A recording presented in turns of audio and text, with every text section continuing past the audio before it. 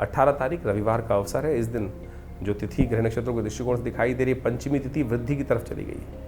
दिल्ली के पंचांग के अनुसार से पंचमी थोड़ी सी 60 घड़ी से आगे निकलने के बाद अगले दिन भी विद्यमान हो गई है। और इस दिन ग्रहों का परिवर्तन का युग जो हो रहा है वो आपके लिए कहीं ना कहीं सपोर्ट कर सकता है।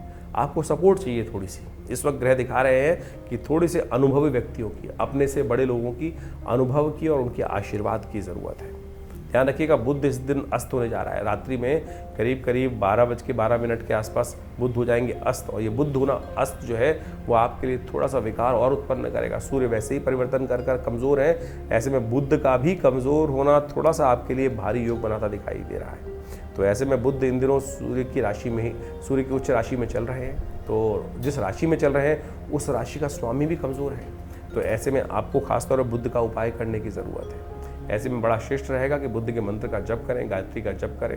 तो आपके इस दिन रविवार होता है, विवेकानंद योगाश्रम में आश्रम पे यज्ञ रहता है, पूरा बड़ा यज्ञ रहता है। उसमें नवग्रह शांति महायज्ञ का सुंदर कार्यक्रम रहेगा।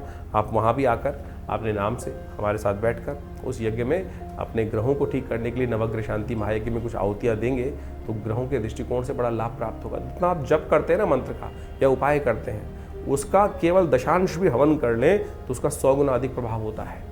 इसलिए संसार में शास्त्र में कहा गया है, भारतीय संस्कृति में, यज्ञो वही श्रेष्ठतमम कर्म। तो इसलिए इसको ध्यान रखते हुए करेंगे तो अच्छा रहेगा, आपके लिए लाभ के योग बनेंगे। आपके लिए 19 तारीख सोमवार का अवसर, षष्ठी तिथि इस दिन विद्यमान है। ग्रह नक्षत्रों के दृष्टिकोण से योगायोग आपके लिए थोड़ी सपोर्ट की ज़रूरत है। ऐसे में बड़े बुजुर्गों का आशीर्वाद लेकर काम करने का प्रयास कीजिए।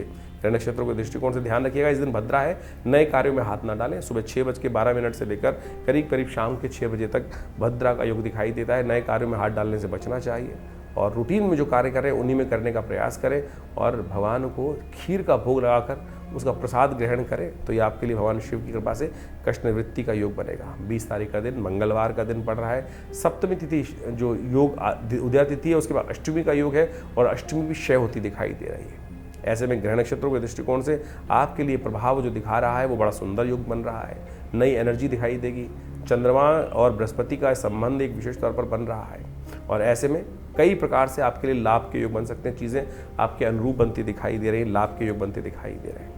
काल अष्टमी है, भगवान शिव की उपासना से ग्रह नक्षत्र दिखा रहे हैं कि आपके बहुत सारे मनोरथ सिद्ध होने के योग बन सकते हैं। और दूसरा बुढ़वा मंगल है, यानी जेठ के महीने में पड़ने वाला दूसरा मंगल का योग बन गया है। इस बार 5 मंगल पड़ने वाले हैं। तो ऐसे में इन 5 मंगलों को अपने लिए अशुभ नहीं शुभ करने का प्रयास करें। हनुमान जी का स्तवन करें,